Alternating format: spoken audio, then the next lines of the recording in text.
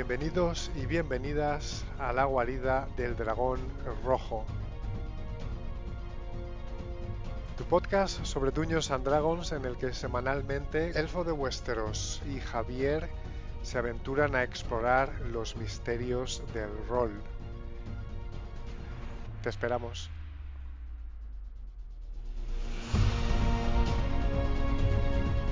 Bienvenidos y bienvenidas a un episodio muy especial de La Guarida del Dragón Rojo. Mi nombre es Javier y tengo aquí conmigo a mi gran amigo y socio en este proyecto rolero, Elfo de Westeros.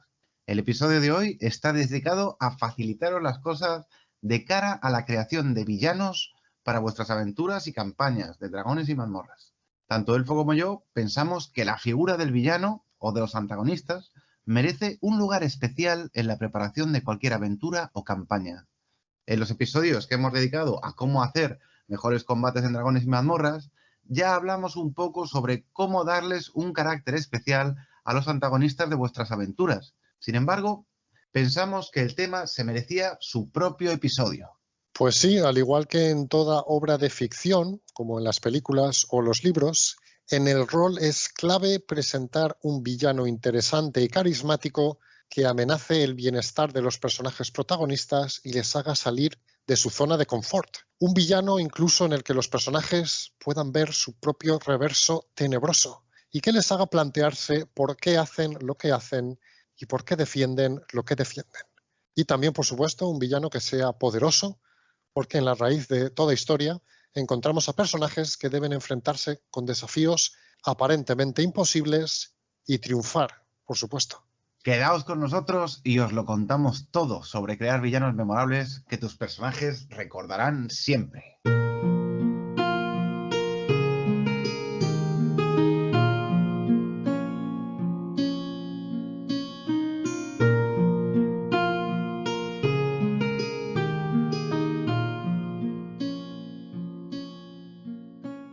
Vamos a empezar hablando sobre las características de todo gran villano. Una cosa muy importante es que el villano, como decía Javier antes, es tan importante como los propios jugadores, como los buenos, entre comillas. ¿Y por qué? Bueno, pues porque el villano va a hacer avanzar la historia con sus acciones, va a definir el arco de los personajes jugadores, ya que estos reaccionan y se relacionan con sus acciones y va a capturar la atención y la imaginación de tus jugadores. Para empezar, por lo básico, ¿qué es un villano? El villano es lo contrario del héroe. Es el antagonista de tu historia, cuyas motivaciones y acciones se oponen a las de los personajes jugadores y, como he dicho antes, hacen avanzar la trama de la historia. Generalmente, aunque no siempre, el villano se siente obligado a actuar movido por el deseo de realizar actos de crueldad o inmorales, o que van en contra de los valores de la civilización. El héroe se convierte precisamente en heroico por su oposición a este villano. La historia del malo, por tanto, es muy importante, pero ¿por qué el malo es tan malo? Tiene que ser una historia interesante y que genere cierta empatía. ¿Qué es lo que quiere? Bueno, pues realizar el plan malvado, un clásico. El malo realmente es el que inicia la historia. El malo tiene un plan. Y aunque el malo no lo tenga, tú sí que debes tenerlo como director de juego. Es muy importante que el villano tenga una fuerte conexión con los personajes jugadores. Cuanto más fuerte esa conexión, más fuerte el drama y la tensión. Por ejemplo, en Harry Potter, Lord Voldemort asesinó a los padres de Harry cuando éste era apenas un niño y le dejó una cicatriz en la frente que conecta a ambos personajes a lo largo de la historia. O, por ejemplo, Darth Vader en Star Wars es mismamente el padre de Luke Skywalker, que se pasó al lado oscuro cuando era joven y ahora representa todo lo que Luke no quiere ser. En estos casos y en muchos otros en la ficción, el destino del héroe y el villano están íntimamente entrelazados. Eso es, vamos a intentar hacerlo personal para los personajes jugadores. El villano debe haber influido negativamente en la vida de los personajes o en la de sus seres queridos en el pasado, o hacerlo en el presente durante el transcurso de las aventuras. Al final, una aventura o campaña debe estar al servicio del disfrute de los jugadores. Al conseguir que el antagonista o sus acciones tengan una relación directa con los personajes jugadores, vamos a poner todo ese trabajo que hemos hecho al servicio de nuestros jugadores, para que ese villano que hemos diseñado enriquezca las historias de los personajes y les dé nuevas e interesantes oportunidades para la interpretación. Otro aspecto que creo que es muy importante es que el villano tenga una moralidad propia y muy definida. El villano durante la historia va a cometer actos reprobables, quizá causar daño a otra gente, y como autores de historias de fantasía tenemos que hacer que los jugadores entiendan por qué exactamente ese villano quiere hacer eso. Piensa que después de todo cada villano piensa que es el héroe de su propia historia. En la reciente serie de Netflix Arcane, y aquí vienen algunos spoilers, tenemos a un villano muy interesante en Silco. Vamos a hablar de Silco algo más adelante en el podcast, pero como seguramente muchos habréis visto Arcane, sabréis que tanto Silco como Vander quieren mejorar las condiciones de vida de la gente que vive en los suburbios. Este es un objetivo moral muy claro. Sin embargo, ambos tenían visiones diferentes de cómo hacer eso. Vander queriendo colaborar con la parte rica de la ciudad y Silco queriendo iniciar un cambio de poder violento. Cuando Vander le traiciona e intenta matarle, Silco siente que su rencor y amargura se multiplican y comienza a actuar con un deseo de venganza muy claro que se añade a su objetivo de mejorar las condiciones de vida de los suburbios. Bien, es muy importante definir los poderes y las fuerzas que tiene a su disposición el villano. Vamos a intentar definirlas e introducir un elemento o elementos para romper el equilibrio de los personajes. ¿Tiene el villano alguna cualidad que le redima? ¿Algún defecto o debilidad que vaya en su contra? En ese sentido, piensa que los villanos deben ser poderosos, deben amenazar la seguridad de los personajes jugadores, deben ser temibles y fuertes. Piensa en formas de hacer que ese villano no sea fácilmente derrotable, aunque tampoco lo hagas invencible. Los personajes jugadores deben sentir que son los underdogs en esta lucha, pero que a través de su esfuerzo y dedicación y buenas ideas tienen una oportunidad de derrotar a sus enemigos. La amenaza que supone el villano debe ser creíble y tangible. Esto va a hacer que los combates sean mucho más interesantes y que los personajes sientan que deben colaborar y darlo todo para salir adelante, además de empujar sus arcos de personaje hacia adelante.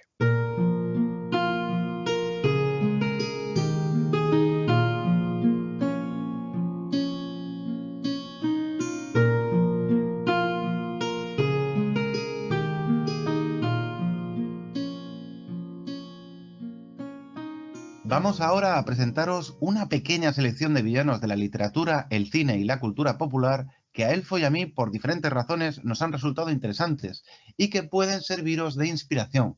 Antes de lanzarnos a ello, un rápido disclaimer. A continuación vienen spoilers tanto de las pelis de Marvel como de la serie de Netflix Arcane.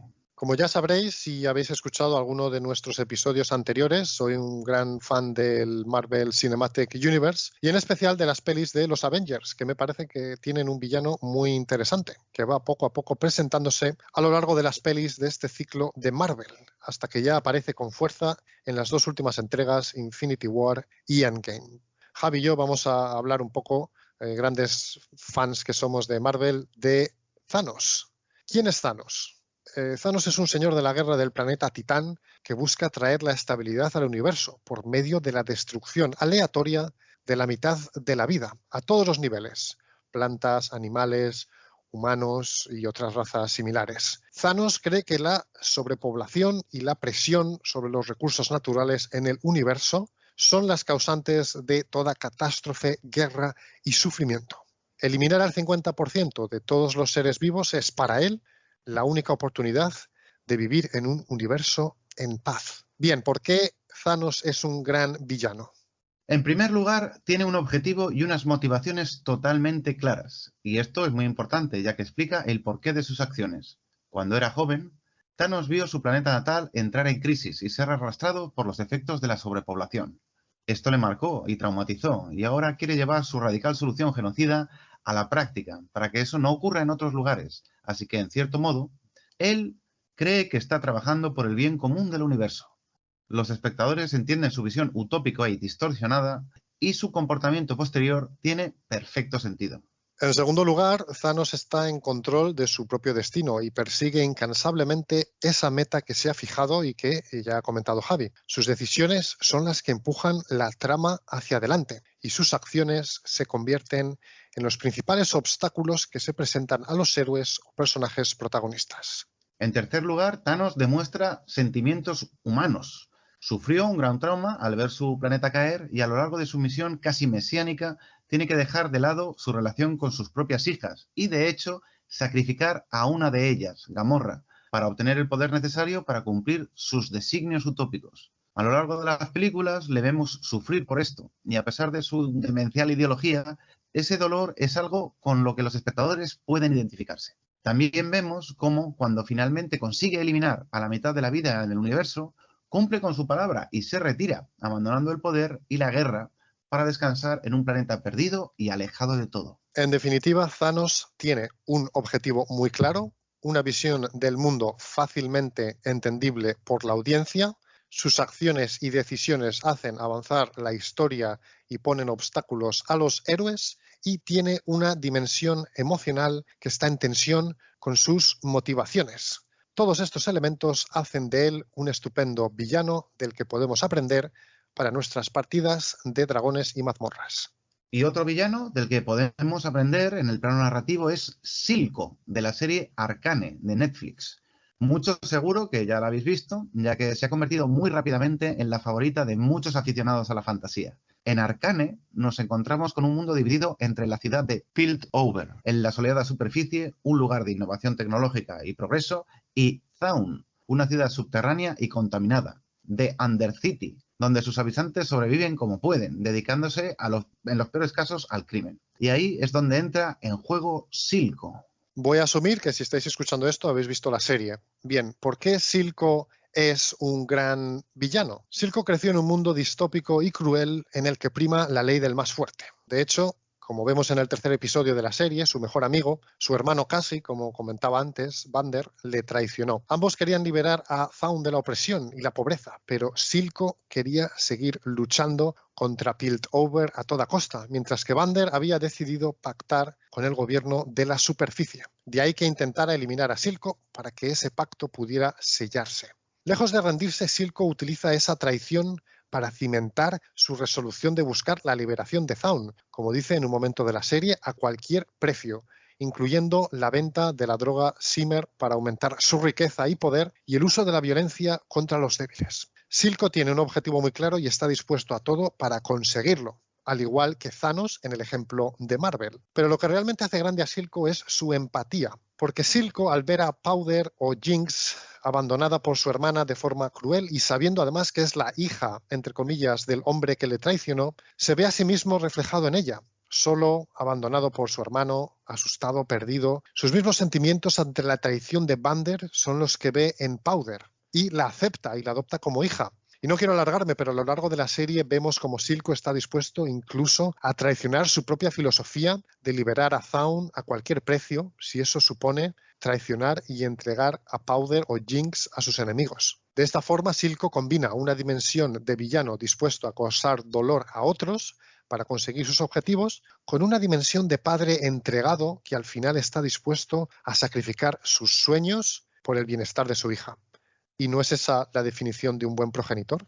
Bueno, Silco entonces, por tanto, combina los elementos que ya hemos visto. Un objetivo muy claro, perfectamente entendible para la audiencia, una resolución de acero, sus acciones son las que hacen avanzar la historia y ponen obstáculos a los protagonistas y finalmente pues una dimensión emocional con su relación con Jinx que lo humaniza y hace que como audiencia nosotros podamos incluso empatizar con él, ¿no? Ahí radica la grandeza de Silco en Arcane. Y esos son elementos que sin duda podemos aplicar a nuestras partidas para crear villanos memorables. Bien, bueno, pues aunque estos dos villanos que hemos comentado hasta ahora, Thanos del universo de Marvel y Silco de la serie Arcane de Netflix, son diferentes y muy interesantes, son los dos el ejemplo del mismo arquetipo. Esto es, individuos que, persiguiendo un ideal positivo, están dispuestos a las mayores atrocidades para cumplirlo. Aquí tenemos un dilema moral clásico, modernizado, digamos, para atraer de nuevo a la audiencia, ¿no? Y es el dicho de que el fin justifica los medios puesto a prueba en circunstancias extremas. Ahora bien, vamos a explorar un poco a villanos también que no sigan ese arquetipo. del que se ha abusado un poco, en mi opinión, últimamente en el cine y en las series. Muy brevemente, tenemos el ejemplo de villano de fantasía por antonomasia, Sauron, el villano del Señor de los Anillos. Bueno, realmente Sauron no tiene ni planes buenos para el mundo a largo plazo, ni una visión desinteresada, ni persigue un ideal utópico. Realmente lo que le define es su ansia por acumular poder y su deseo de destruir y esclavizar a sus enemigos. Punto. Sauron es un tipo de villano que yo definiría como hambriento. Su propia naturaleza es malvada y eso no se discute en ningún momento de la historia. No se nos da en ningún momento oportunidad para conocer el punto de vista de Sauron. Pero entonces, ¿por qué es interesante a su manera? Bueno, pues porque hay personajes en la historia que se ven tentados por él, o como en el caso del mago Saruman, se unen a él. ¿Por qué sucede esto? Bueno, por otra sensación muy interesante, el miedo. Sauron es un enemigo muy poderoso, tanto que la sola mención de su nombre inspira miedo en enemigos y aliados al mismo tiempo. Es ese aura de poder y maldad lo que hace que la gente, por temor a fracasar oponiéndose a Sauron, termine uniéndose a él. Intenta no abusar de enemigos todopoderosos o casi todopoderosos en tus aventuras, pero nunca olvides el atractivo de un villano clásico, hecho de pura maldad. Tenemos también el ejemplo de otro tipo de villano, este bastante peculiar y heredero en parte del clima de desesperanza y desilusión que se ha extendido en las sociedades occidentales en las últimas décadas. Y este es el villano nihilista, el villano que al menos aparentemente no quiere nada más que destruir. Como máximo exponente tenemos al Joker, el villano principal de las historietas de Batman y también de las películas. El Joker es un personaje maligno que en principio no tiene un objetivo a largo plazo, no desea instalar una nueva sociedad y no tiene un código moral definido. Rechaza, de hecho, las convenciones morales clásicas que dividen el bien y el mal y parece disfrutar con el caos que causan sus actos. Este es un villano que es difícil de manejar y nosotros os recomendamos que lo utilicéis con cuidado y quizás más como amenaza o malo final, digamos, solo de una sesión de juego, ante la dificultad de basar toda una campaña a su alrededor.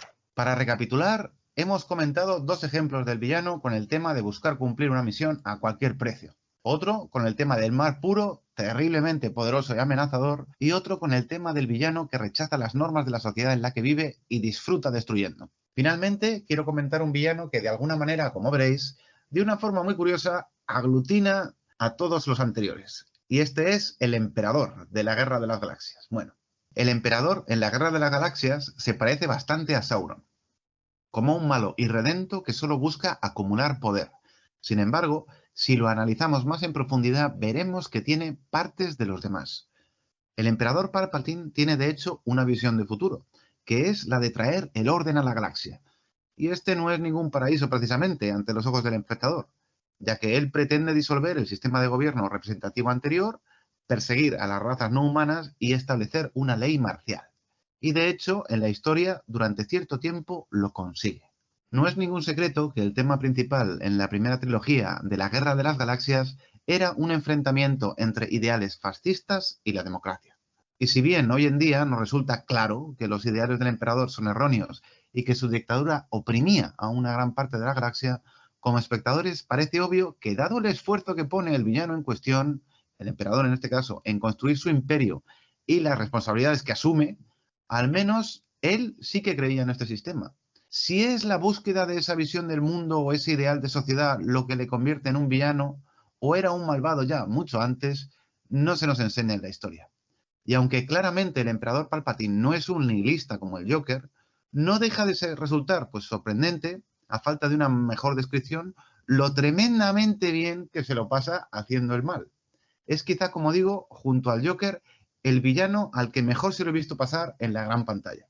Parece disfrutar con cada giro a su favor de los acontecimientos, con la destrucción de la República, la persecución de sus enemigos Jedis, con el sufrimiento en general, su ascenso al poder e incluso hasta en sus últimos momentos, mientras intenta atentar al lado oscuro a Luke Skywalker, nos da la sensación de que es que se lo está pasando en grande. ¿Qué enseñanza o consejo podemos sacar de este personaje a la hora de diseñar nuestros villanos entonces? Bueno, pues yo pienso que hay dos.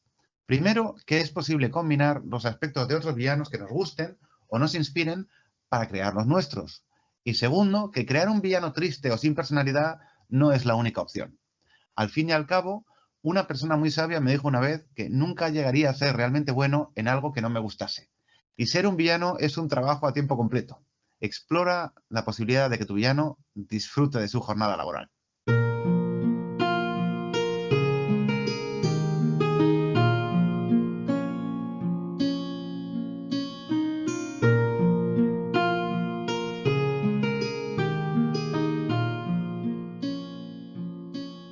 Hasta para el ejercicio del mal hay clases. Vamos a repasar las principales y daros ideas para hacerlas vuestras e introducir algunas pequeñas mejoras en vuestros antagonistas, de acuerdo a su nivel e importancia en vuestra aventura o campaña de Dragones y Mazmorras. Empezamos por el, digamos, minion básico. Este es el soldado raso de nuestro villano. Intenta que tenga algo de particular, algo que lo diferencie, porque muy probablemente va a ser el primer encuentro que tengan nuestros héroes con el verdadero antagonista. El superior a este minion básico es el capitán de la unidad de minions, o malo del nivel de un videojuego. Es interesante darle más poder que al soldado raso y al menos un poco de personalidad propia. Este es el primer ejemplo que van a tener los jugadores de un miembro más o menos respetado en la jerarquía de nuestro villano principal. Tenemos también a la mano derecha del malo malísimo, digamos, el lugarteniente o general del señor oscuro. Y aquí nos encontramos ya con un enemigo poderoso por derecho propio. Merece la pena que lo describas con más detalle y gastes tiempo extra definiendo su personalidad y pensando en una razón por la cual, siendo tan poderoso, ha decidido servir al villano principal. Bueno, y finalmente tenemos al malo final o villano de la aventura o campaña. Es el antagonista principal. Por favor, dedícale el cariño que se merece a diseñarlo y esperamos que el episodio de hoy te pueda dar alguna idea interesante.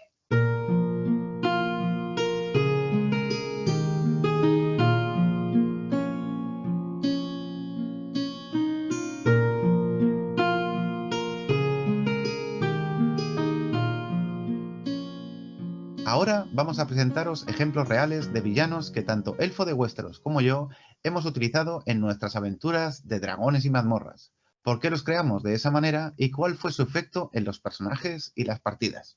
Empiezo yo con el antagonista que bauticé como Mallory. Bueno, pues Mallory era en principio un personaje no jugador que yo introduje en una aventura no como villano, sino como un recurso al que acudir, un aliado en el combate. Este personaje tenía la peculiaridad de que por una maldición se estaba gradualmente convirtiendo en un demonio. Al terminar la aventura, los personajes jugadores decidieron dejarle escapar, dado que había una posibilidad remota de encontrar una cura para él. Sin embargo, Mallory fracasó en encontrar una cura y finalmente completó su transición al mal, podríamos decir, convirtiéndose en un villano por derecho propio y, por supuesto, pues los héroes tuvieron que ir a detenerle. Aquí estaba jugando como director de juego con la culpa de mis personajes jugadores. Ellos habían decidido arriesgarse y dejar suelto a un individuo peligroso porque eran buenas personas, aun sabiendo que sus actos podían tener consecuencias. Al mostrarles esas consecuencias negativas de su decisión, que era en principio la más humanitaria, les estamos presentando a los jugadores con una trama más personal, más íntima en su historia común con ese villano. Muchas gracias, Javi. Muy interesante. Realmente recuerdo esa aventura con cariño y aprecio. Y realmente, como bien dices, esa trama más personal se queda grabada en la memoria. Traigo yo otro ejemplo en una de nuestras aventuras en Dragonlance, en el escenario de campaña de Dragonlance. Javi precisamente se inventó como director de juego a una especie de inquisidor sin escrúpulos llamado Wolframe, el prelado Wolframe, que era un fanático que odiaba a los personajes jugadores por su espíritu aventurero y su independencia. Este prelado nunca fue el villano específico de una aventura en concreto, sino que en todo momento se mantuvo en el background usando su influencia para afectar a los personajes de forma negativa. Por ejemplo, obligándonos a participar en una guerra lejana contra un ejército de minotauros a cambio de nuestra libertad o influyendo en los acontecimientos para poner obstáculos a los protagonistas. Es un enemigo al que el grupo de aventureros no se enfrentó directamente, pero cuya sombra se proyectó a lo largo de las aventuras sobre sus vidas. Los personajes, en este caso, deseábamos, porque yo mismo llevaba un personaje, avanzar siempre adelante con la idea de algún día enfrentarnos a este enemigo que, sin embargo, solo se hizo presente en muy contadas ocasiones. Ahora os traigo el ejemplo del malo que utilicé yo en una serie de aventuras. Él se hacía llamar el Mago Blanco, y es el ejemplo perfecto del malo todopoderoso, pero que nunca llega a interactuar con los personajes.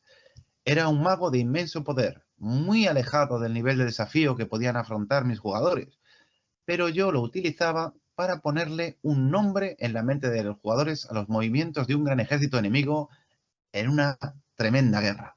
Era pues un villano, sí, pero utilizado únicamente como elemento narrativo para hacer más interesante el mundo donde tenía lugar la aventura.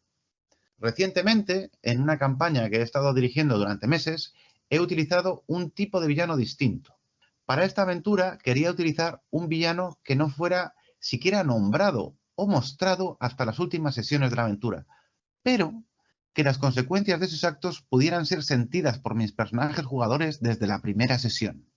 Esto me llevó bastante tiempo de planificación. Yo deseaba que durante la aventura se fueran sucediendo una serie de eventos en combate y acontecimientos sin aparente conexión, pero que finalmente, al descubrirse la verdad, se viera que todo estaba conectado.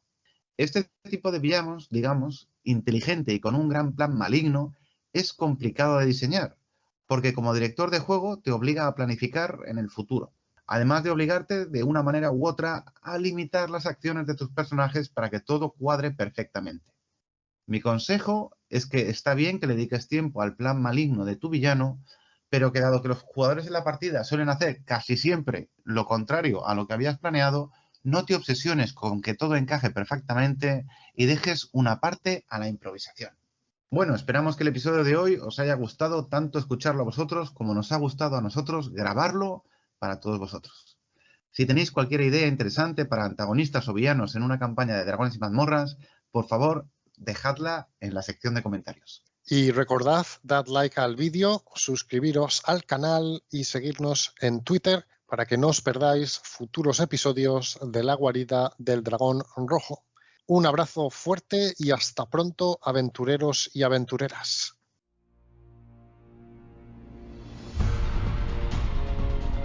Os esperamos en la próxima edición de La Guarida del Dragón Rojo. Hasta pronto, aventureros.